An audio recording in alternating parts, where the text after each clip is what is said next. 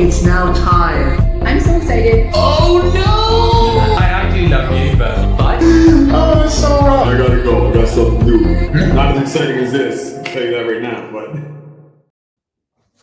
Hello, everyone, and welcome back to the Survivor Now podcast, where we are recapping episode 7 of AU versus the World.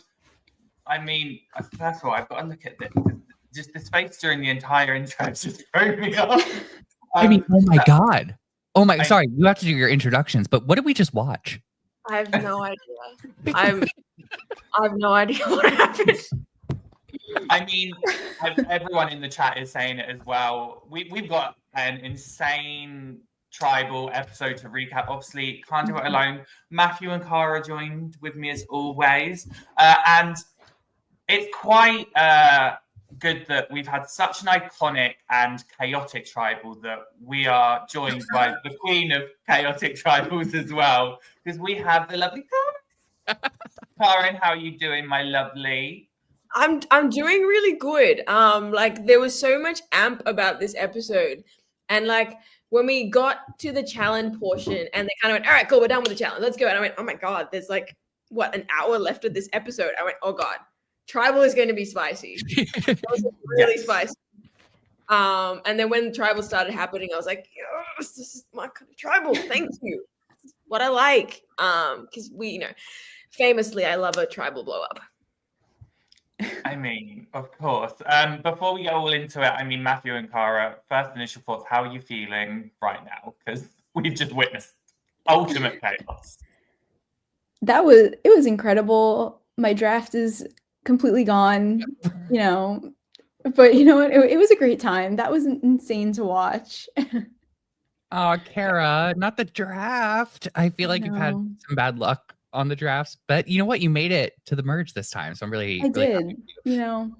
And Karin, I just feel like it's fate that you're here today. I feel like the tribal council from Brains vs. Bronze 2 has been dethroned in the past like 2 hours. Yeah, like honestly, like you have to give it up to like the pros to really knock it out the park, and that was a tribal. Oh my God, this is why they're like, the returnee pros, best of the world. Because, I mean, we're all going to have to kind of figure out how to get our thoughts ready, because I feel like we're all just what is it? We are flim-flammed, bamboozled, hoodwinked, gobsmacked, everything in the world. I need to go to the live chat because, as you can see, everyone over there, we do have the live chats open. Jenny K is saying this was so much, still processing it. We've got good old Nash in as well. He's joined us, saying best tribal in Survivor history. He's also saying go Karin. Ellen in the chat is also saying if I had a nickel for every time Survivor AU put on an absolutely wild episode 7 that completely blows up the game, I'd have 2 nickels, which is very, very true. And also Zach is in the chat saying hi Karin, and hi Cara as well. You've got a little shout out as well. Aww. I know. And he's also saying good morning to Ellen. Matthew's not even got anything. He's getting shout out from the viewers. But Ladies we are here to talk about this episode. So let's get right into it, because we start off with, I would say, a little bit of plotting from good old Lukey boy here. Because obviously tribal happened. Luke and Shani are shocked because they thought, we were voting for Cirie. And it didn't go down. So Luke is now doing damage control and blame on the international free, saying they were the ones that were swinging it. They were the ones that were pushing it to be Cirie. I mean, anyone can start off this. What did we think of this moment? And I'm going to go to Matthew first. I mean, this pretty much kind of sets the stage up for what we are about to see throughout this episode. It's like the perfect planting of a seed. And I feel like Janine and Luke are both 2 players who are so excellent at planting these seeds of doubt. We've kind of seen it throughout the season so far, but especially like it all just kind of came to a climax in this episode. So I feel like this was, compared to what else happens in the episode, this stuff is just like the boring intro stuff. But it's very important for understanding kind of how Suri and Parvati sort of end up in the place where they are at the end. Karin, I want to ask you, because this moment, this is kind of like Matthew said, it was the planting of the seed. If you were in this situation, how would you have kind of reacted to it? And also, what are your thoughts on this? As in, like, if I was on the Aussie tribe, like, this is like for Shawnee and Luke, they were completely kept out of the vote. They were 100% keep Aussie strong, and then, you know, Kirby sent packing. And it makes sense for Luke to sort of tail between legs, be like, sorry, Suri, I put your name out, but it wasn't me. Like, what was I supposed to do? I was going to throw my vote wherever it'll land. And it makes sense because, like, Suri's already paranoid because every tribal we go to, a couple of votes get sprinkled her way. So, like, by all means, if paranoia is there, I'm going to feed into it. And, like, we know Pav hates hearing her name. Like, she hates it. She's a woman with a lot of power. She's used to getting her way. And if Sis doesn't like hearing her name, I'm just gonna sprinkle that name around until you get really, really paranoid, which you did. They definitely did. Cara, how did you feel about this conversation?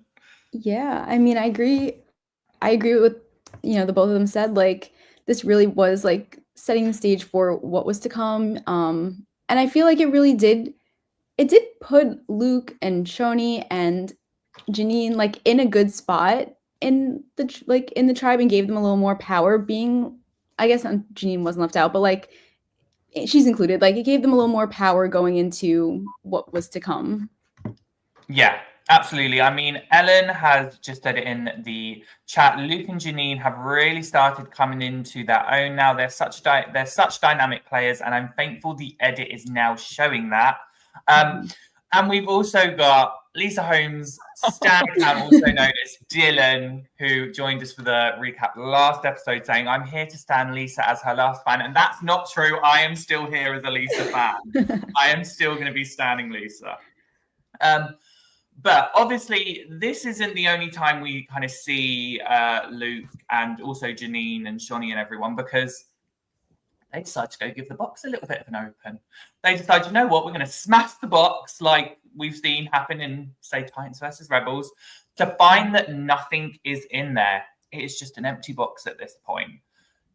Matthew, I want to go to you for this question. Do you think this was like their moment of realization of, oh, we're really up against it? We've all been led to believe that this box has just become a non-factor.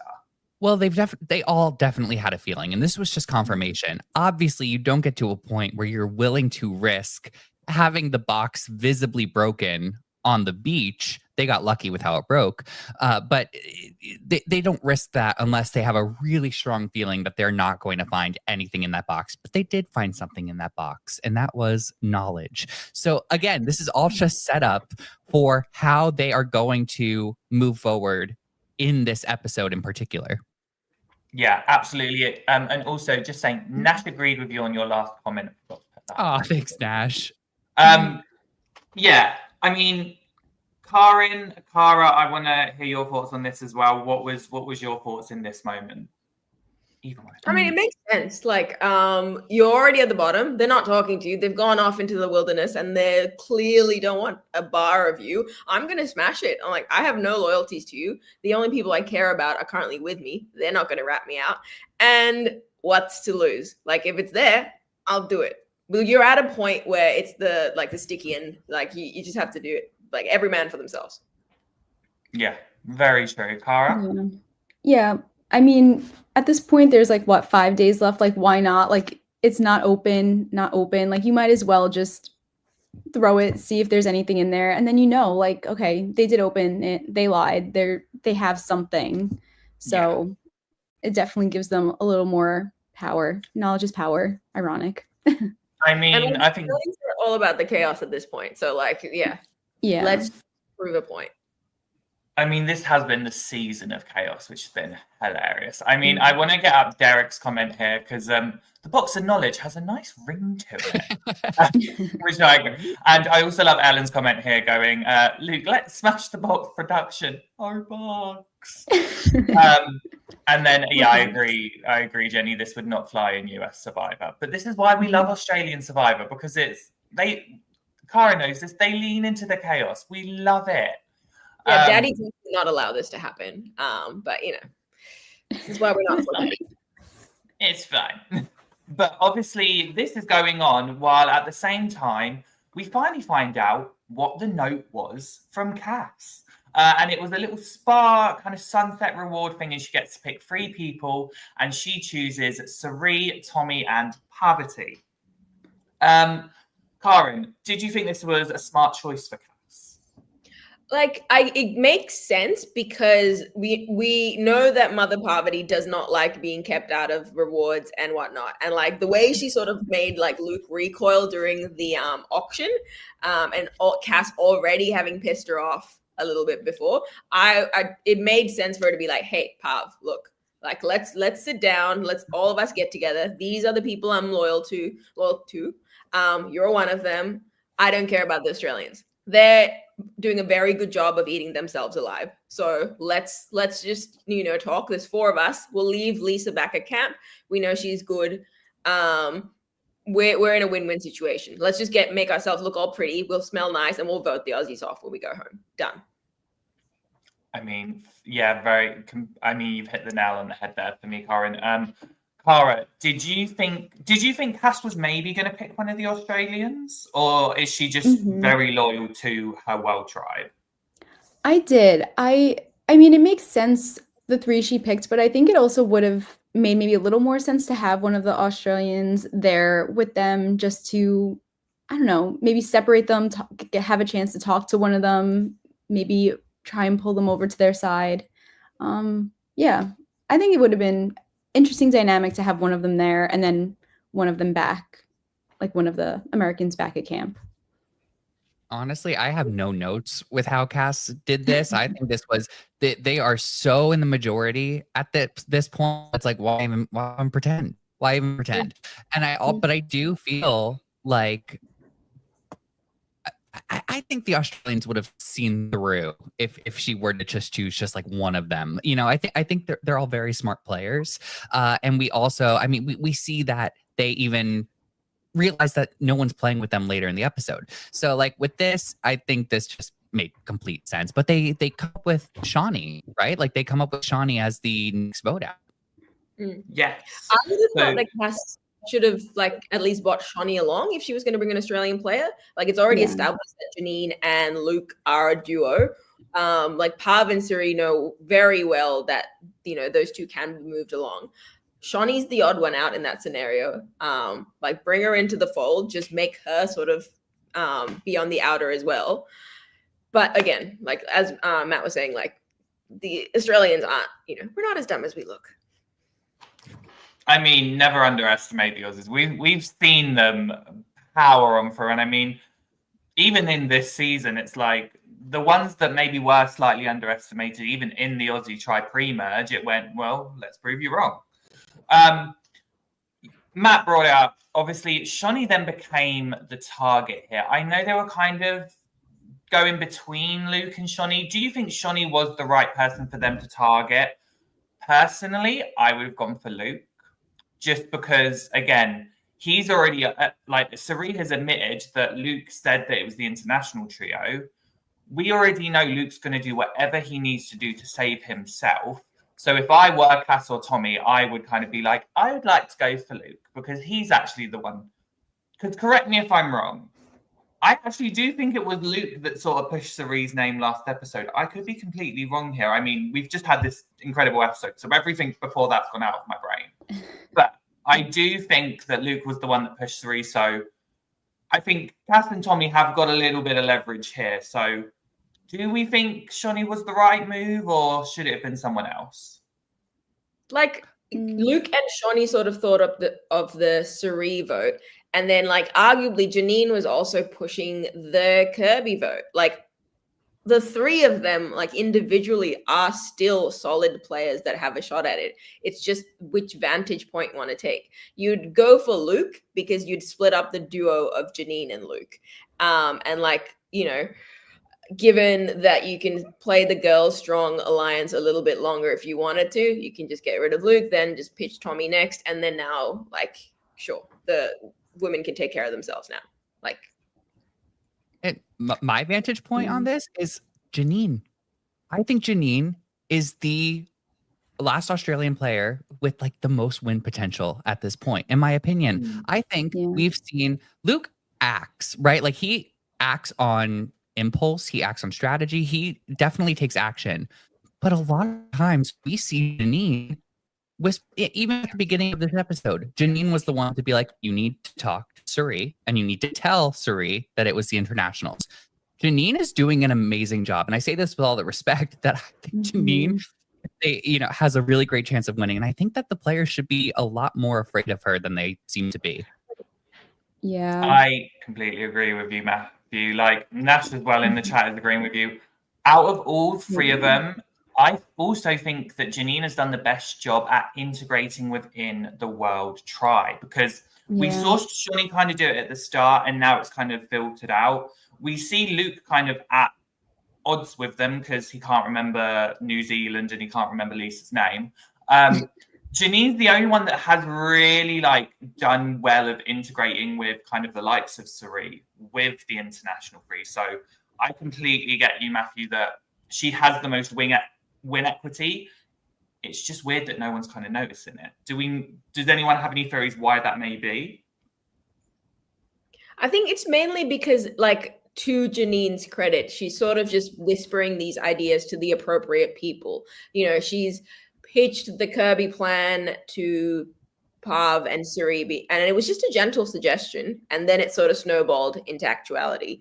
And even like when it came to critical votes at like the Australian camp, Janine was always in the know. She just went, okay, right, all right. Like you don't care about me, but you will listen to me. And she's a master negotiator. She's a CEO of her own company, and she's built a business negotiating. So I think that's sort of Janine's strength. Like no one really sees her as a massive threat because like it's not obvious. It's just Janine just goes, hey, what do you reckon? And you go, oh yeah, okay, cool. Yeah, I'll buy it. Yeah. And I also think it helps that at the beginning of the game, we had players like George being like, Janine's the easy vote. And I think once you get that perception on you, it's kind of a double-edged sword, because then that's how people may see you throughout the whole game, even up until let's say final 30. But at the same time, it's pretty good to get you pretty far. Yeah. I mean, I feel like we've seen this season, this is why Janine is the most successful businesswoman in Australia. Like, it's proven time and time again. Like, she was called godmother for a reason. Like things just sort of come to her. She just sits there. Like, real power is being able to sit down somewhere and things just come to you. Much like, you know, Kirby and her bubble bath. She just sort of like sat there and everyone came to her. Janine is just sort of being like, I'm just going to sip my boost juice and y'all going to come to me. She is sipping on that boost juice. But obviously, we've got all of this going on, but we do have an immunity challenge to get to, which for me, this was such an interesting one because they had to fill a bucket, which obviously had the little holes in it and it was going down. And then they had to stack tiles to make a kind of, I've forgotten what it's called. Like I call it a Jenga thing. A tower, yeah, a Jenga tower. That's what I'm going with. To as high as possible. And the first person to do that would win. All of this was obviously, it was about water management. You had to manage your water and make sure it was tipped. I want to ask each one of you, how do you think you would have done in this challenge? And Cara, I'm going to start with you. This challenge looks really hard. I don't know. I feel like once you get into a good rhythm of it, then you could do good. I feel like, I don't know. I think I don't know if I would be good at it, honestly. I feel like you have to go back and get water each time, and I feel like my arms would get tired. Oh, bless you. Matthew, how do you think you do? It looks exhausting. Yeah. This whole episode was freaking exhausting. But at the same time, like it started here where I felt tired for the players. Right. And we saw Suri take a really intense looking fall. Like this just did not look fun. But at the same time, I really liked it because I'm on the couch. and not there. Well, No, Karin, for someone that's not been on the couch, how do you think you would have done? I know exactly which part would have screwed me over. I'm like very long leg, short torso, and my arms are really short. And like I know for a fact that my dumbass will get to the top of that tower and I will tip it over every single time. The running back and forth to get water, completely fine. This bit, nah, dead. I will tip that thing. The short arms, they get me every time. Do you know what? This challenge was fun in the sense of it was kind of like an endurance challenge, but it was like also like it's an endurance of the fact that you've just got to keep a steady pace throughout the entire thing. So it was a really interesting one, a really fun one for me. I'm just going to go to the chat because everyone has been doing a great job at sharing their thoughts. Lisa Stan account says, I would enjoy a Janine steamroll at this point. Yes. I You're agree. a Lisa Stan account, not a Janine Stan account. Change. Dylan can support everyone. I do. Well, almost everyone. Jenny also says Janine is good. I had a slow start, but she's really proven her godmother status. Very true.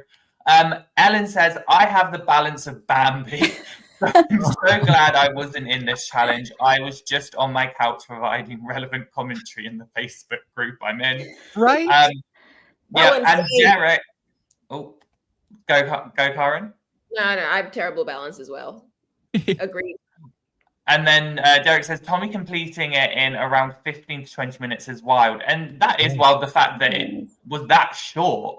Because we did kind of see, it was kind of between Tommy, Parvati, and Janine. They were kind of the three people that had gotten a hang of it quite quickly. But in the end, the winner was Tommy from Finland. And I love the fact that this is how he's now been referred to. Tommy from Finland. Not just Tommy, he is now officially Tommy from Finland.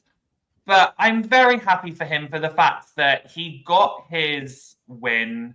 Because obviously I think the first individual immunity, he didn't feel like he properly earned it. He wanted the full win. So to get it now, I'm very happy for him. So congratulations, Tommy. Well done. Yeah. But we do have a pre-tribal to get to before the chaos that was tribal. And we start off with the world tribe, and they're kind of still going, right, we're going for Shani, we're all going for Shani. Did we think this was always going to be the plan, yes or no? And I'm going to go to Clara first.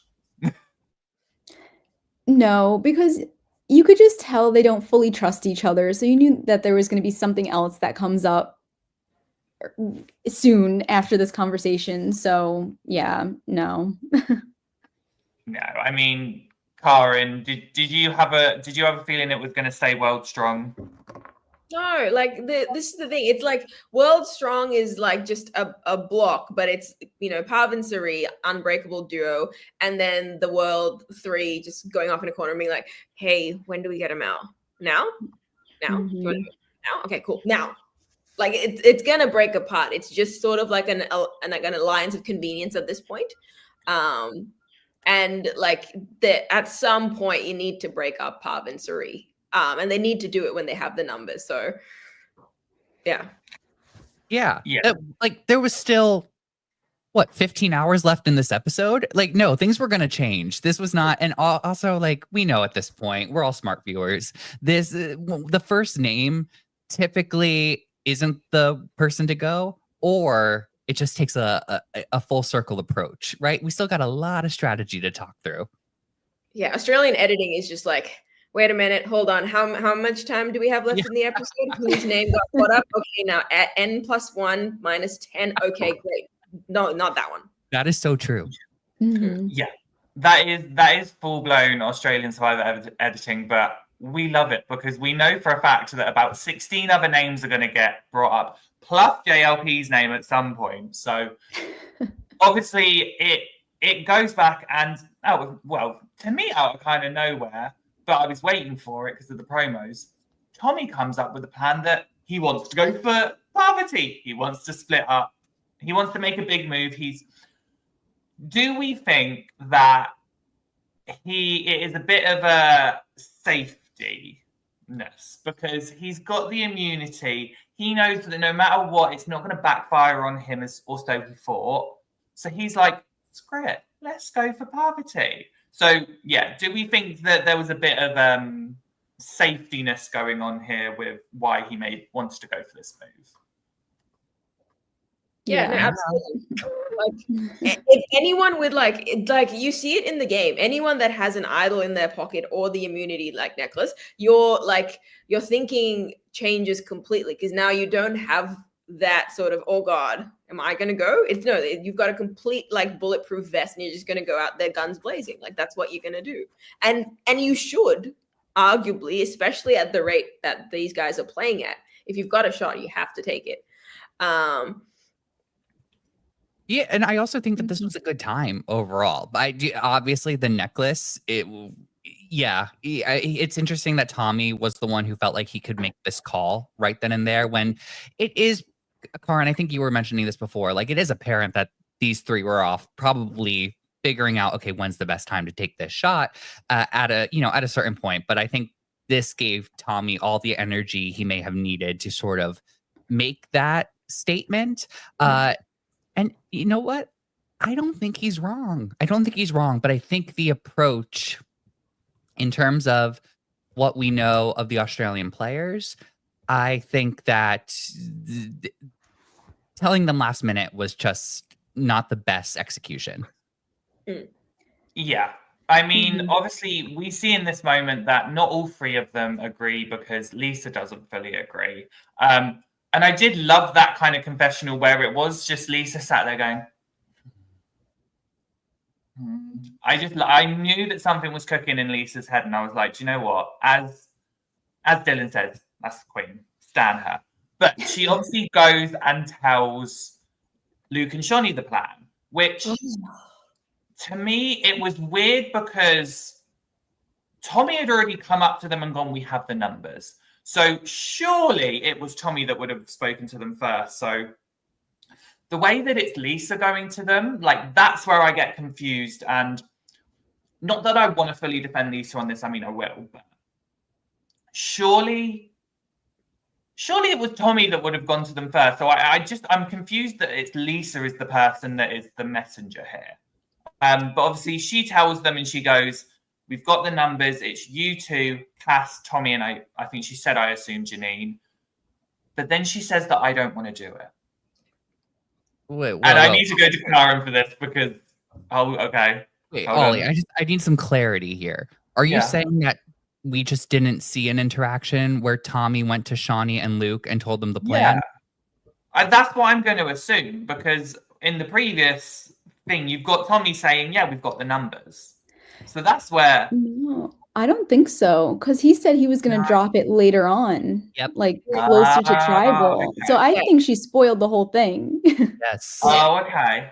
Yeah. So today I will just let you all have this one, because I will want to defend Lisa to my core just because I love her.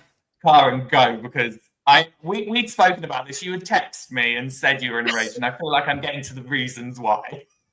It's like I get where Lisa's coming from. She it's the sort of like fangirl in her that wants to keep the Siri on side and Pav on side, I suppose, as well. But then like Tommy's plan of like cornering the Australians when their backs are against a wall and going, hey, this is the only direction you can run, makes sense. Whereas sort of like half-assing it, telling the Australians and then being like, oh, actually, I don't want to, I'm gonna save my own neck and still keep my relationships with these people. But you guys do it. Let's do a blind side. But I don't get any of the repercussions if this goes south. But by all means, like, please do this for me. And especially when it's people at the bottom who will do absolutely everything to turn on you. Like, you have all of the power. Why are you sort of like, I don't know. I just felt like it was like so like half-assed and just like, I just, all of it just didn't make sense for me at all. And like, just, no, zero. I'm not a fan at all.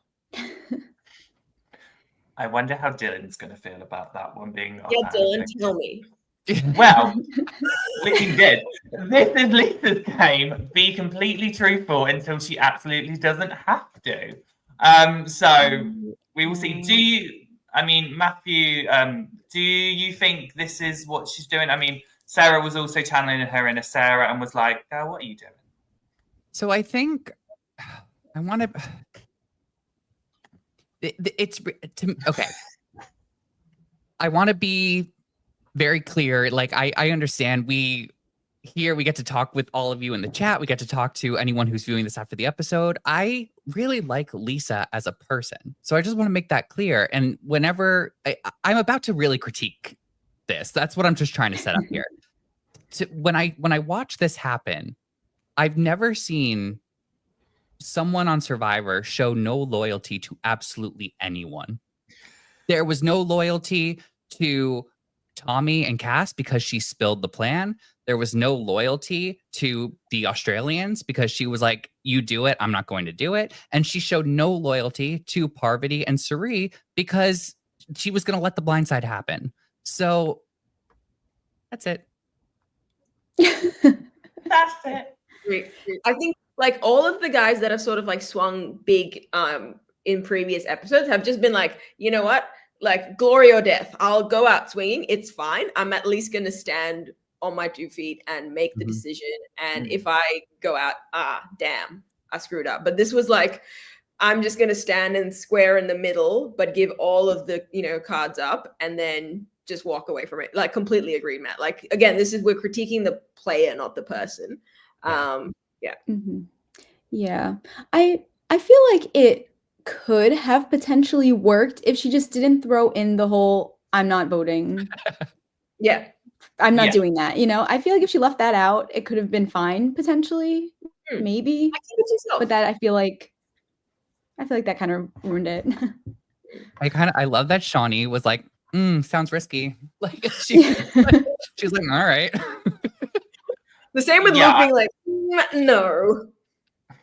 I feel like Luke, out of everyone, got the most sassy, which that was kind of the one moment I was like, Luke, this is funny, because I was like, oh, we got a bit of sassy Luke here. I kind of agree with all of you in the sense of like, had she just kind of said everything and then not revealed the part that she's not going to go on with it, completely fine, because she could have done what she needed to do. But yeah, I think her saying that, even I went, oh, what's going on here? And again, Lisa Stan, love Lisa, but I am kind of with Dylan here where I was like, I was scratching my head. It was a slightly weird play. And I do agree with Ellen. She basically threw a flame and went, okay, bye. I feel like that's why I don't mind it as much, because I do kind of like those moments where it's like, okay, here's a bit of stupid, bye. She just tried to casually play it off like nothing. I did that part I did kind of find funny. But then don't say it. I think the comedic relief would have been her being like, hey, so blindside, coming straight at Pav. We're on board. You're on board. Amazing. Cool. And then like, just say it in your confessional. He. I'm not going to vote for them. Yes. Yeah. That's what confessionals are. Don't say to people what you should say in your confessional. Girl, you won. You know this. Well, I mean, she did. And we're going to see how it pans out at Tribal. But before we do, I think we need a little bit of a break. So we're going to just take a little breather and we're going to let you know about our Patreon and our new little mascot, Buff. Hey, you. Yeah, I'm talking to you. No, not them. I'm talking straight to you. Are you interested in even more Survivor content? Make sure to check out Survivor Now's Patreon page. We've got some incredible stuff going on over there, like an exclusive interview with the Dragon Slayer, Coach. Can you believe it? As well as many seasons that we revisit, so much bonus content, and there's 2 tiers to choose from. Either be a faithful member for $3 a month, or be a legend for $5 a month. There's also a 1-week free trial for the Legend tier if you're interested. So what are you waiting for? Go to the link in the description below and join our Patreon today. I better see you there. All right, let's go back to the show. And there we go. That was the lovely Buff. Remind you that we've got a Patreon. Got some stuff going on in there. We've just done a couple of revisits and got some more going on for Survivor 50. Plus, we will maybe have some Survivor AU content going on there. Who knows? Have to wait and see. But we are now going to head back to Tribal, where it basically just kicks off. I mean, I want to get all of your thoughts on where the catalyst was here. Was it just as soon as they walked in, or was there actually a moment where, okay, we can see that it's about to be a live tribal? It's the idol play. I reckon it's Pav, like, freak out, idol gets popped out, and everyone's like, all right, we're all fair game. I'm going to talk to everyone now. Everything's on the table. I think that was probably the catalyst there. Because had Pav just stayed, maybe the vote would have just carried on. Yeah. But I have to say, like, the whispering, I understand it with the Australians. Like, I'm not, but the whispering between like Cass and Tommy in particular, that went on for way too long. They like that, and I understand Parvati, and I think we sort of skipped the image, but even Parvati was saying before Tribal, she was noticing everything, right? She was like, I want to frame this. She was like, I know that something is up. This is not my first time playing. It is so interesting to see players who have played this amount of times. Like we get to learn a little bit something about what are those things that they look out for. But going back to all of this, I would have been completely sketched out by the fact that my voting block, who I kind of know have said my name in different situations, are now just whispering so intensely to each other. It would have made me really uncomfortable. Yeah, absolutely. I mean, this is where we do see the demise of the World Tribe, because you have got Cass, bless her heart, she is really trying to do damage control. She's sat there trying to be like, nope, this is all a fantasy. Don't believe it. Was almost like the Wizard of Oz. Don't believe the man behind the curtain. That's nothing. I felt so bad for Cass. I felt like she was really the only one trying to do anything. And I also think that this is a good time to, like, when English is not a first language, or when another language is not your first language, it's hard to bring your full self to it. And I felt like I just saw her trying, and it made me really sad. The whole thing just made me feel really sad. She said it before. She's like, oh, it's really hard to lie in English. And like, you're like, yeah, I get it. Like, you have to sort of, like, when you're like, bilingual, you're translating what you want to say in your head back into English. And then you have to go, okay, how does this sound? All right, this is how it's going to come out. Like, if she was like, speaking in like French or Quebecois, it's completely fine. It just comes out naturally, where she's going, ooh, which iteration is coming out? So like, oh, Cass, oh, my girl, like. Yeah, I completely agree. And like we had this discussion last episode, because even Dylan says, like, thank you. The language barrier really played into it and hated that part. Yeah, because I loved it. I'm just going back to last episode. JLP mentioned it in one of the tribal questions, where he was literally saying, how does this affect the game? And I think this is kind of that moment we did kind of see it come into play, because everything was going crazy, and you've got Kath and Tommy who have to adapt within the craziness, but also they've also got the thing in their head where they've got to talk in their second language to then also adapt within the moment as well. So props to both of them for kind of getting into that. But we do see things getting crazy. I mean, Luke kind of just basically bear hugs both Parvati and Sari and goes, right, here's what's going on. And I want to get to this slide that Matthew came up, because literally it was just, this is how I think of tribal chaos. Everything's going on. Cara, what are your thoughts? Oh my gosh. I like the whole time, like Lisa was kind of just sitting there not saying much. And I was like, say something, like do something. Like, why are you not like defending yourself in this situation? Why are you not like just saying anything to try and like smooth it over with like Parvati and Sari? Like, do something, say something.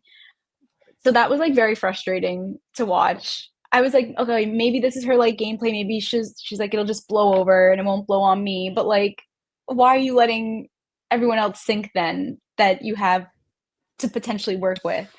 I don't know. That was frustrating. Before we get to that, I just want to get a couple of things, because it's just going back to the previous thing of the language barrier. Ellen says, I struggle with the words to say and I don't speak any other language, so massive props. And also Derek said it transcends to more than lying. Major props to them.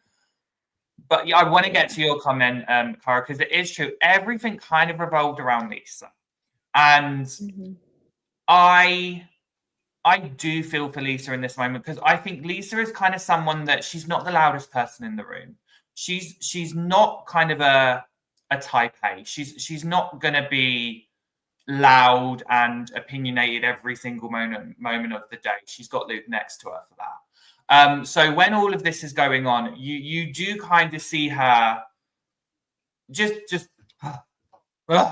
so do we think that was her general reaction, or was that kind of her trying to play things down to be like, if I continue to do what I'm known for, people are maybe going to see that part? Because Sari made a great point during this tribal about the Ring of Truth.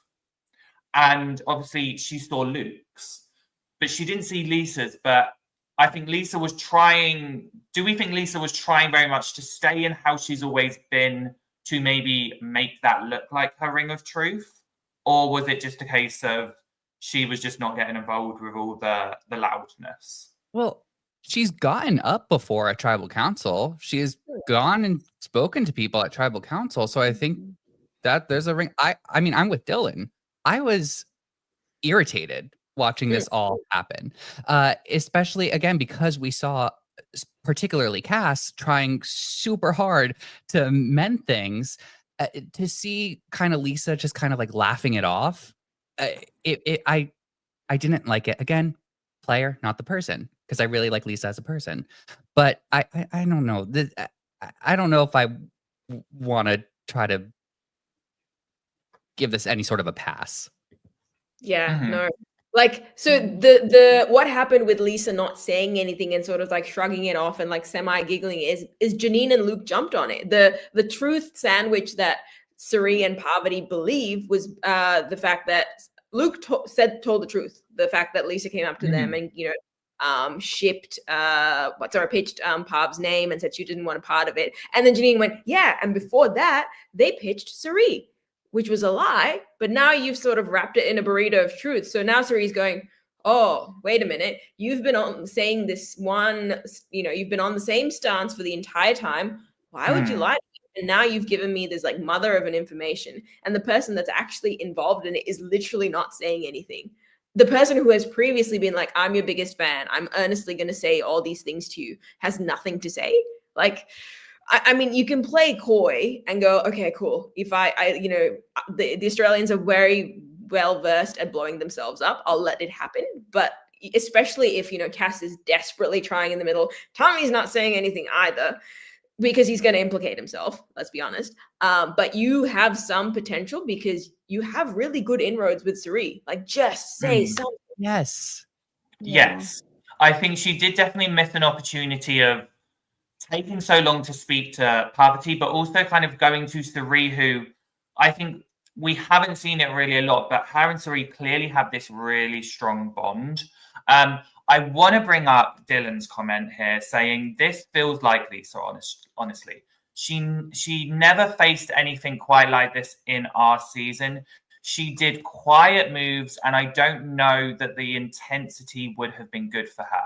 And I think that's what I was alluding to at the start. Like, Lisa does not seem like the type of person that when there is confrontation and when there is that sort of intensity, that she's going to be able to match it. I know in that instance, if I was in that instance and I had someone like Luke just basically rebutting everything I was saying, and I don't want to sound mean when I say this, but for me, and this is only for me, he did slightly sometimes kind of just not steamroll her, but every time that anyone had something to say, Luke was always going for it. I know in that situation, I would have reacted badly. But that's also me as a human. I know that that's me. And again, that's not judging Luke as a person. That is him in the game. That's what he had to do. And I can see why Lisa maybe just kind of went in a bit, because it was kind of like no matter what she was going to say, Luke was always going to rebuttal her all the time. So that's where I give not Lisa the grace, but I think it's that for me. It's that sense. If anyone kind of understands where I'm going. I know I went on a little bit of a ramble there, so apologies. No, the thing is like having been in these like intense tribals where like, you know, the steamroller is coming at you, it's hard because all you want to do is panic and shut up and shut down and do nothing. Or you just go into like a full fight or flight and then you go, all right, cool, I don't care. Everyone, like I'm just gonna go for it. And it's hard. And like this is like we only get a glimpse of it. God knows how long that tribal would have gone for. I'm warranting it went on for ages. So your brain would be absolutely zonked. So I agree, Ollie. There's like you can give someone a bit of grace there, and like you panic because you're just going, oh God, I'm gonna get caught. This is it. Yeah, I think anyone who's been on the opposite side of a steamroll has empathy for this, right? Yeah. Like in real life, in the game, especially in the game when there's money on the line and a title on the line too. But, you know, I do think there's something to be said about Luke. Luke saw the flusteredness and took full advantage of that. And that's a game move. That's strategy. Yeah. And so, like, that happened. But I you know, yeah. It works though. Like the next clip you see is like, you know, Janine pipes in, Luke pipes in, and the next shot you get is Luke just getting Parv and Suri in like this big hug. And you're like, yeah, cool, done. He's done it. Yeah, they're sold. And I think like experience should have won there with Lisa, where she would have gone, we're losing this. Okay, I need to rally it back. Let's use my experience to get over the fluster. But it's hard. Yeah, I mean, as Derek says, don't worry, Lisa's still in the game. She's about to dominate. Sorry, I hope so. I would love a story arc like that. I think that would be really cool. Well, we do finally see her get up and talk to Parvati, and she admits everything. She was truthful. She said, "Hey, by the way, wasn't me." Again, absolutely blowing up her allies game in the sense of she's just thrown Tommy finally under the bus, who's not been saying a thing. Karin, give me your thoughts. This is like the same thing, like where, you know, Matt said earlier about like, where is your loyalty? Like, who are you loyal to at this point? Like, you know, are you loyal to Tommy and Cass? So are you gonna protect them? Are you gonna try full swing and go with the Aussies and just shut up and not say anything? But like it's just really half-hearted.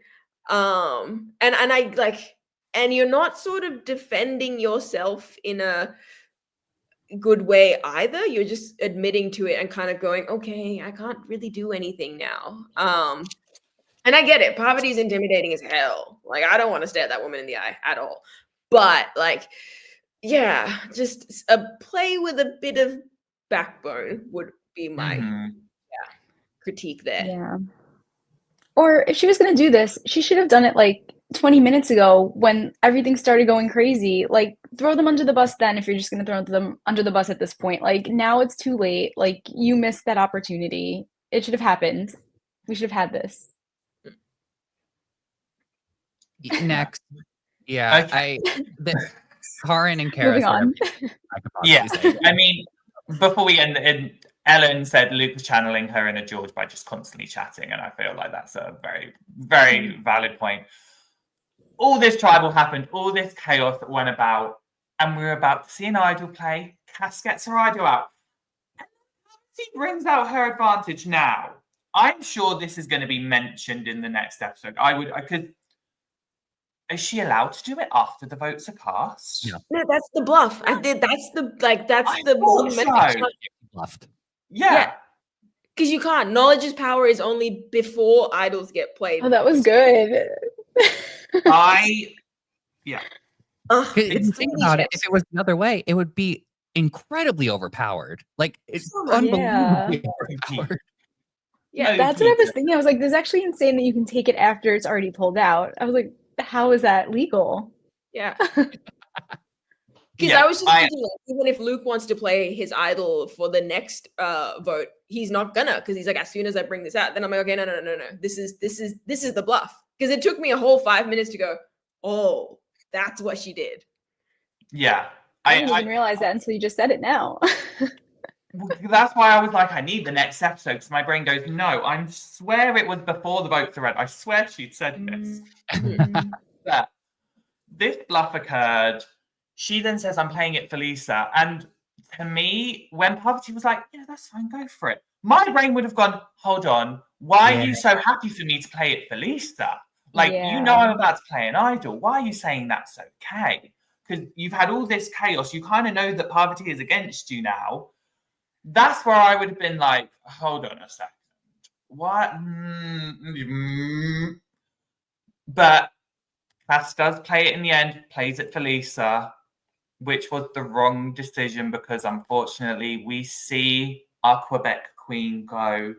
Cass is voted out in I want to say it is 5-2 to 1 vote. Again, another crazy vote. Like crazy. Just quickly, Dylan. I think he's referring to Parvati. She ate that one thing. Oh yeah. She did. Quickly, let's give our thoughts on Cass. Karin, I want to go to you first. Final words towards our Quebec queen. Oh, like she's incredible. And then she got like played from 3 different angles. Like Pav being like, oh yeah, I'm gonna now take your idol. Oh, I don't want to take your idol. You don't want me to take your idol? Okay, cool. I won't take it then. Janine being like, oh no, take it. She's gonna play it on one of us. Oh man, like it was like it was like a slow motion car crash, and you're like, I know she's gonna like this is the end. This is the end. And you're just seeing one after another the dominoes falling, and you're going, oh, Cass, my girl. Yeah. Gone too soon.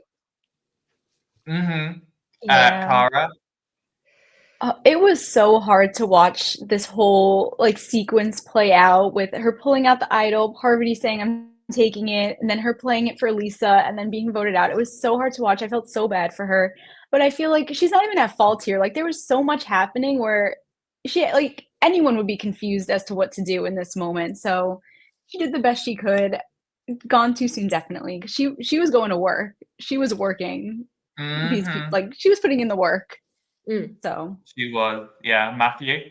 She tried something, and that's what I just really appreciate. And I think that I'm gonna miss Cass. She really snuck up on me, just overall in the edit. But I thought she did a really great job considering all the obstacles that were in her way. And it's just it's upsetting, but it's what happened. I think she would have had such a good run. She had an idol. We know she's an absolute like endurance beast as well. Like she's still able to build her social game. Like the chaos took her out, and it so unfair. Damn it. Yeah, I mean, she came into this season. I think a lot of people underestimated her because of the fact she was coming in as a non-English speaker from a non-English franchise. She came and proved that, just because you're from a non-English speaking season does not mean that the gameplay was dumbed down. It's just that US people English speaking people just aren't going to recognize it. Cass was phenomenal to me. She played the game hard. She was not afraid to make big moves, and she was not afraid to stand on business when she needed to. I absolutely loved her, and I need to find the comment that someone put. Here it is. It was Jaden. If there's a Survivor Quebec All-Stars and she's not on, they are dumb. I think she was doing more than decent, but I get what you. And then. I was just gonna say it was so exciting, like knowing all of this happening, having all this happen, but knowing she had the idol and it was like, oh, she's gonna play it on herself and it's gonna come back on Luke or whatever. It was so exciting, just having that little moment. Yeah, I know. And obviously Ellen, she says, I'm so grateful to get to see her play, just incredible and a comp beast. And also Dylan, Cass really could have won this season. I loved her, and I really think she was a contender. But we've still got more to talk about, which is crazy. I can't believe we still got more to talk about. This is what I was going back to, where I was like, this episode was exhausting. I think this is the first time I was like, man, if someone asked, like, oh, what's an episode of Survivor that really just has a little bit of everything? This one. It does, because JLP sits there and goes, oh, by the way, it's not over yet. We've still got another I was shocked. challenge. Okay, this is my humble moment, because like Dylan can attest to this in the chat. We were trying to figure out what could like the note meant. I thought the note was going to be a double tribal. So I'm quite happy that I kind of I just humbly figured that one out. Just because there were so many people, like this had to happen at some point. So the real like meta thing about this is Laura and I were talking about this. We were so paranoid during our season that there was going to be a double tribal. We kept saying it, and so much so they're like, "There's not a double tribal. Shut up!" And now this happens, we're like, It was just right after. "Yeah, right." Oh, yeah. This is the first time in a while that I feel like I've seen Suri and Parvati genuinely, authentically shocked by something. Yeah. Oh, everyone was gooped, gagged, bewildered, befuddled, like flabbergasted. I'm just doing Suri things now. Before we get to it though, Jaden, double elimination. Did I call it, or did I? Jaden called it as well. And also we've got Ruth in the chat. Hi Ruth, welcome. I was sorry for Cass. She was concerned and confused at the last minute. Was English not her first language? A factor? Yes, I'm gonna say that for her. Yes, definitely. Okay, yeah, and Ruth, we spoke about that a little bit more in the episodes. If you're just joining us, I highly encourage you to check out the rest of the thing. Yeah, but it's early. It's fine. It's early for some Americans. Yeah, for me. Not for me and Karin. We're having a lovely time. Yeah, I know. But they have an immunity challenge to get to, where this feels like a proper kind of Aussie, they're at tribal and have to do a challenge. They've got to put the balls in the little holes and walk back. This is a true Survivor classic, and then walk all the way forward, put it back all the way forward. We're not going to talk about this too much. I do just want to quickly get your thoughts on how you think you would do. So Karin, how do you think you would do in this? We had a similar challenge in Brains v Brawn, and I think Miles and I adopted like a medium pace tactic, and then like it just like you do one thing wrong and the whole thing like falls, and you're like it's like the most soul crushing thing when you see the things tip over and you're going, it's okay. I think depends where. And if I keep my cool, I think, but if I had this tribal and I had to do this, I'd have been like, no, screw it. I'm done. No, ma'am. No, thank you. Yeah. Matthew? I feel like I would have done better if this was the stack the blocks version of this, because the rolling of the balls, JLP had a lot of fun with that. Yeah, it was that. I mean, that Ellen, I was right there with you. When JLP announced that they were going to do something again, you could tell that he was just like, okay, like get ready. The man is diabolical. When he wants to announce something and it's just like all of us are like, I hate you. It was like Bounty and Baron. He was just like, you're going to hate this. This is going to make your life hell. And the glee on his face is just palpable. This man is diabolical. He was so happy. This challenge, it's I got to try this challenge with the stacking of the blocks at one of the Survivor events, and I thought there was going to feel like there was more like traction on the rope or something, like pulling again. No, it is just like holding air. It's a really weird feeling. Yeah. The further away you get, and then you're like, oh no, the tension. Oh no. That's when you. Yeah, like just like Matthew, like tried it with the blocks, and it was hard. It was hard just with that. So I feel like this would be even harder. And under these circumstances, I think I would have been shaking the entire time. So I don't think I would have done well. But I also just did want to note, like Parvati wearing trousers, like those suit pants the whole time was like killing me. I was like, that was a choice to bring out to the island or wherever they are, Samoa. Yeah, business casual Pav. Yeah. Casual.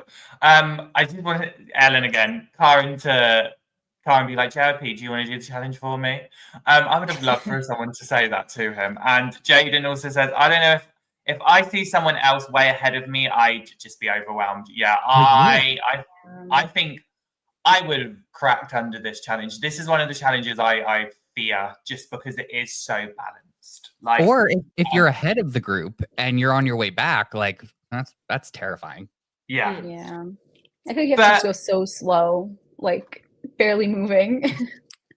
It is literally tortoise and the hare thing. Like tortoise is just going that Mhm. slow.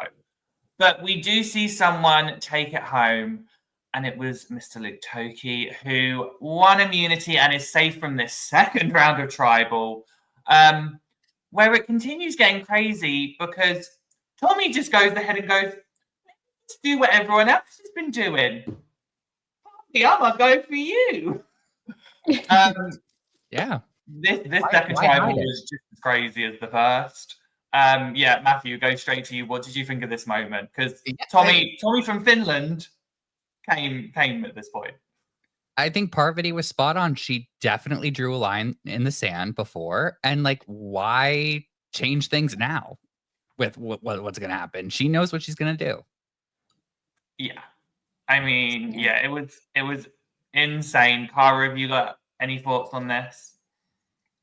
I mean, I think like Harvey just saying I'm doing Tommy made sense. I think him trying to then go to the Australians and be like, let's do something together, like let's vote together, made sense. And I think the fact that it started to rain just made it all so much better. Oh god, the rain. But can I just say, do you know who looked good? I don't have the photo, but do you know who did look good in the rain? Yeah. Sarah and Kirby on that jury bench. Oh, They look They- great. They took notes from your season, Karin, for your jury that served every single time. But yeah, just I wanted to shout them out because Matthew knows this. Like, I love a jury look. So it was the reactions because, like, I think obviously torrential downpour and they're yelling at each other, just like yelling like, "What did you say?" And then just from like the sidelines, Kirby, Cass, and Sarah just going, like it was just the poor cameraman must have been like, "Oh God, someone you getting that? I'm not getting that. You get it? Okay, I got it." Excellent. The chaos, even on a production level, huh? We're about to get to the thing that I forgot happened. But before we do, I just want to bring up Ellen is fire in the chat today. Production should have given JLP in a white shirt. I'm just saying. Ellen, No shirt, just no shirt. Why? Cut out the middle then. They see, Karin, this is why you're smart. And also Dylan going, I think they needed to gag us one last time and just take out an American hit. That would have been a gag. That would have been a gag. And also Jaden saying, maybe I'll be the first to stay after going after you. I did like this moment from Tommy because that was ballsy to say. And I appreciated him kind of like, because Parvati has very much been in control. She's been in a dominating position. So for him to kind of be like, do you know what? You're gonna go here. I'm gonna reach you here with your level of sass. So well done, Tommy from Finland. And Portia A has just joined us in the chat, going JLP looks good in the rain. But we are going to get to the moment, which is Lisa. So I actually don't realize how big of a deal this is. It kind of felt quite subtle to me because Lisa was obviously just chilling. She didn't really say much of merit. Oh no, she did. She did actually say she wanted to quit. Sorry, I had to fool you there a little bit. I was going to say, Ollie, based on how you've been speaking about Lisa this whole time, I wouldn't have been surprised. Yeah. Let Lisa start. I mean, I did this with Sarah before she got voted out. I just do this with my girls. But Lisa comes out of nowhere and goes, I want to quit. And I think it was just shocking to everyone. Bam, bam, bam. The floor is yours, everyone. What did we think? Because I will admit I was shocked. I did not see this coming. I was like, huh? But it was like I can't even explain the quit by itself, but it was more so I stand up for my people. I'm going to stand up for Tommy. I'm going to quit. I'm like, girl, no, they can vote him out anyway. Like, what? Why? Now you've just buried him.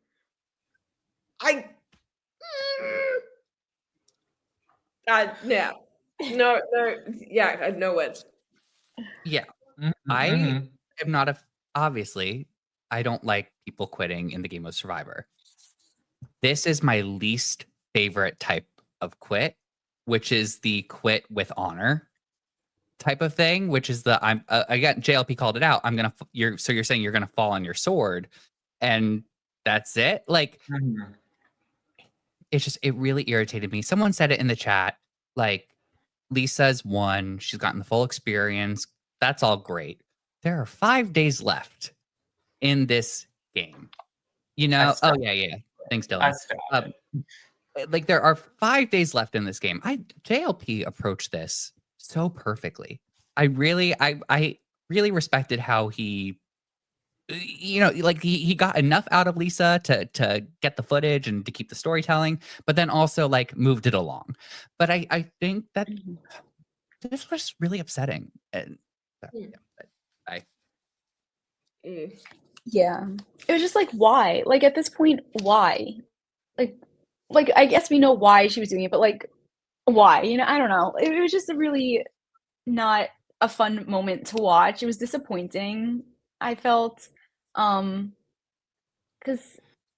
I don't know. I didn't think it was necessary, and I was feeling like, okay, I think maybe it could be Lisa going into the vote, and then just doing this, I felt like she just completely like hurt Tommy more Mhm. than anything, and like she just fumbled both tribal councils. Like she really was doing her people no favors at all at any point, even if she thought she was. Because I thought it was, I honestly, initially when like it came out, I was like, oh, maybe it's like a Raymond play, like Titans v Rebels kind of, okay, let's absorb the votes. And then psych. I don't know. I was desperately trying to find a way to explain how like an Australia v World player was gonna quit yeah, like you said, 5 days before it ended. Like I get it if like the stress of a tribal gets to you, but ma'am, you've won. You've done the whole kit and caboodle. Like you know what this is. So yeah, Yeah, I and didn't. maybe she was feeling sorry, maybe she was, like, feeling, like, sad about how, like, the idol play went in the last tribal, like, maybe that was, like, in her mind. well, Like, someone did that for her, she's gonna do something for someone else now, but then it was kind of, like, awkward where he was just like, "Well, we're still gonna vote anyway if you go, and you're just not gonna be on the jury." you know Yeah. what I So think it was though too? I do think that Lisa is I do think she's nervous about going back to camp after this. I think that there's a lot that she is expecting to come at her after this tribal council, and I honestly saw this as a way for her to avoid that, if it worked out in her favor. Like I think she just it, I don't think she wanted to deal with it. But I love that JLP, Kara, to your point, was like, no, there's still going to be a vote. You're not going to be on the jury. And I'm like, is that all we were missing from US Survivor when we had all those quits that one year? Like, all we need was just to be like, you do know we're still just going to vote someone out. Yeah. Like, that yeah. it? Yeah. Like and like this the thing is like I so newbie seasons maybe like people hold a grudge really quickly and like going back to camp is like hard, but these are all like experienced players. They're gonna be like, yeah, cool, you took a swing at me, cool, I'm gonna come at you twice. All right, great, all right, you want to play, I'll play. You lied, great. Like if anything, this is one of the best seasons to be like, cool. I don't know. Yeah, that's why that's why I think it's throwing a lot of people, because this isn't like a newbie season. It's like these are like veterans that know what they're doing. Yeah, I'm flummoxed. Flim flam? Yeah. Gobsmacked? Bamboozled? I love Hoodwinked? Ellen's comment in the using the I TikTok. Hey, I will get to all of this because, like, love when you, I saw Ellen. you have all been making amazing points, and the chat has been right there with you. So I'm going to start from top to bottom. Jaden says, "I was just thinking of her chances at the jury at this point." One of Ellen's comments was, "Lisa be like, I want to quit to save Tommy. I'm sorry, you freaking what? How do you go? How many days people wanted to play the season? You're just going to quit like that?" You've got Dylan saying Lisa's won. She's just here for funsies. So I get it, honestly, but also, damn. Where is it? He also says, So what are the chances they want another New Zealand contestant on the AU2 after the first one tried to quit? I still think you've got a great chance, Dylan. Don't you worry. Ellen also says, I think she just needs a nap at this point. Derek saying she probably has remorse from how cutthroat she was during her first season too, and wanted to right those wrongs by giving Tommy the opportunity whilst also sticking with Sari and Tommy. Literally, there's been so much in the chat. Here it is, the TikTok. Lisa B. Luke, that TikTok sound. Hey, how y'all doing? And Jaden's still saying, still love Lisa though, but yeah, crazy. But Lisa's a great person, and like we see her relationships with Sari, like it's beautiful, and I do think she's like a very authentic person. But yeah, we're critiquing. I feel very nervous about the reaction that Lisa is going to get from this episode, just knowing how the larger fan base works. So I'm a little nervous, but again, just a game. Yes. And I'm glad you said that, Matthew. I mean, we have said it constantly on this podcast. You have every right to have an opinion on the gameplay, on the player, on how a player has played a game. As soon as you talk about the person, you are no better than whoever you're thinking you're better than. You are, I will be mean about this, slightly sharp-tongued. You're lower than them. You're trying to put them down. You're a lot lower in that sense. So just remember, this is a game. Like, there are people at the end of the day, I think Karin knows this better than all of us here. Don't hate the person, just build a bridge and get over it. You're going to forget about it probably in 2 months, and you've just looked like a mean, nasty person. So that's how I'm going to end that one. Karin, any thoughts on that before we move on? Yeah, I think like, you know, all of us, we're all viewers. We watch a TV show and all of us kind of go, oh, whoa, what happened there? But you see it for what it is, just a show, like a reality TV show where things happen, people make mistakes, people make, you know, claims or whatnot. But you take it for what it is. You go, oh, wow, that was nuts. All right, damn, Lisa. But then you don't go, like, you know, litter like Twitter with vitriol. You just go, okay, whoa, that was what was that? Okay, I'm gonna make a meme about it and then move on. Yeah, that's it. What useless Australian survivor memes who we love. Just they're going all the memes. I mean, I'm here with Lisa. Get behind me. But we will all be there and supporting Lisa. We love Lisa. But ultimately, Lisa's still there because the vote occurs. There all this drama, and we see Tommy from Finland go, which I don't think he expected, considering he went into tribal with immunity. Our final thoughts on the lovely Tommy from Finland. Cara, I'm going to start with you on this one. Tommy, he was fun to watch when we actually got to see him. Like, I feel like we didn't get to see a lot of him, but when we did get to see him, he was fun to watch. And I think even just going up and getting his torch snuffed and everything was like such a funny moment, and how he became to be called like Tommy from Finland. He was fun. I wish we had more of him, and I wish he didn't go. I would have loved to see what he would have done next. Yeah, absolutely. Matthew? What a great personality. Like whoever cast him here with with this group, especially, like he really balanced things out in terms of like tone wise, I think. So fantastic. Again, we did not see a lot of him, and to be honest, we did not see a lot of his gameplay.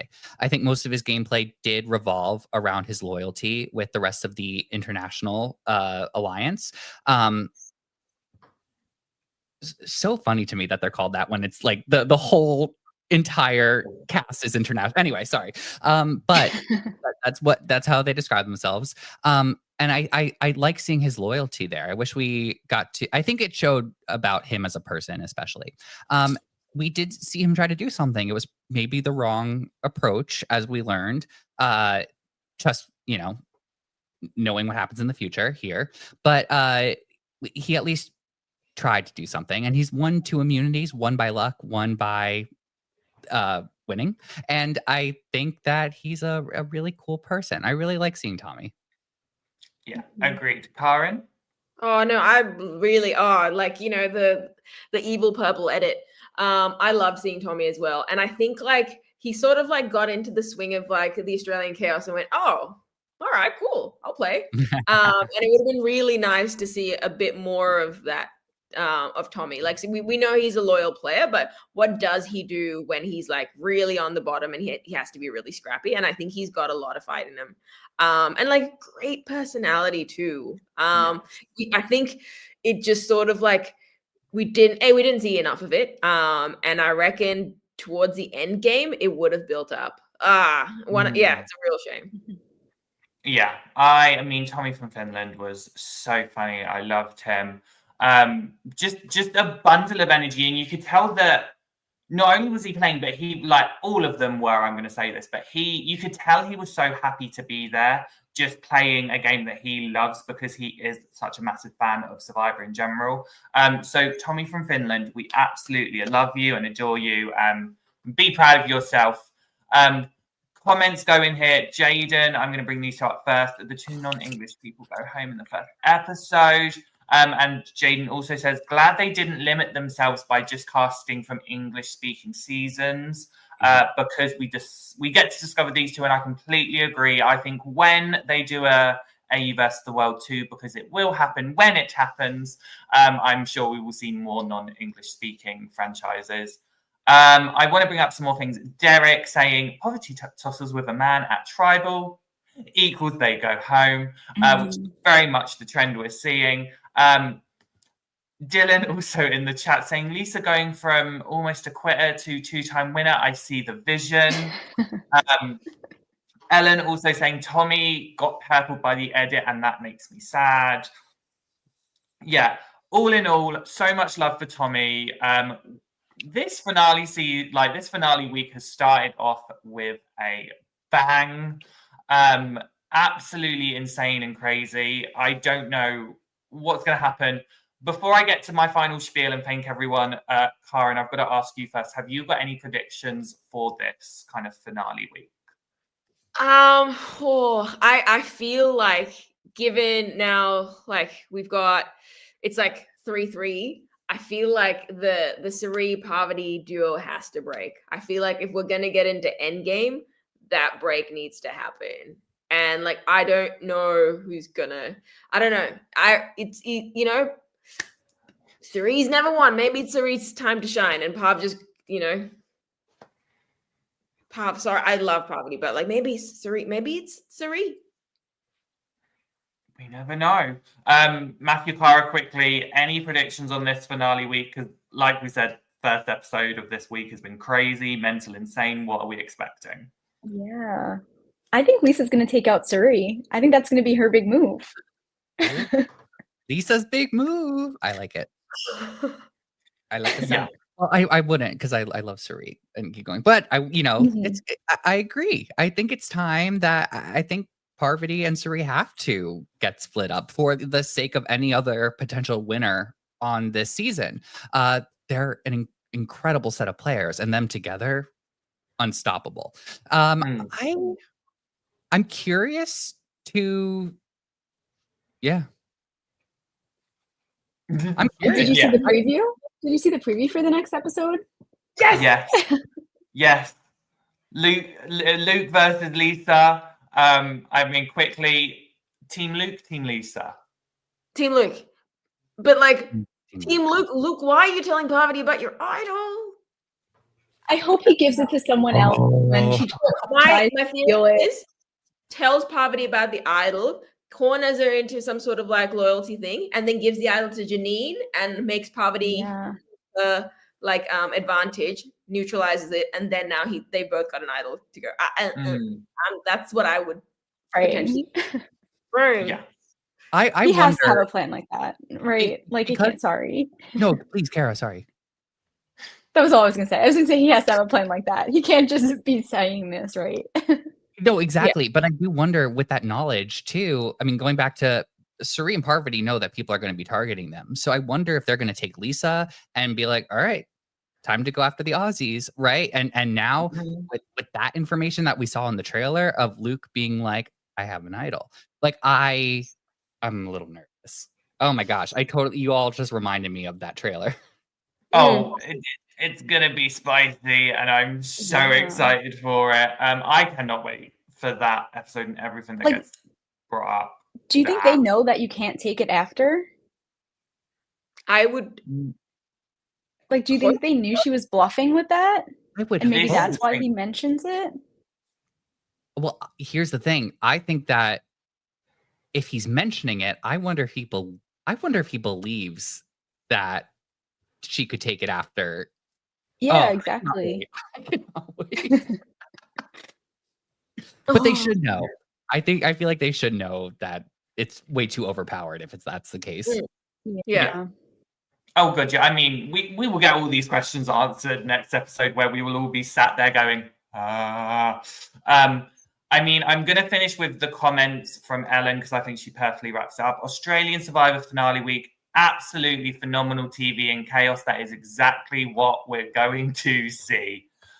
But that does wrap up this recap for now. Firstly, thank you all three of you for joining me. Like, I feel like we need a therapy session after this because of we still have got so much to unpack.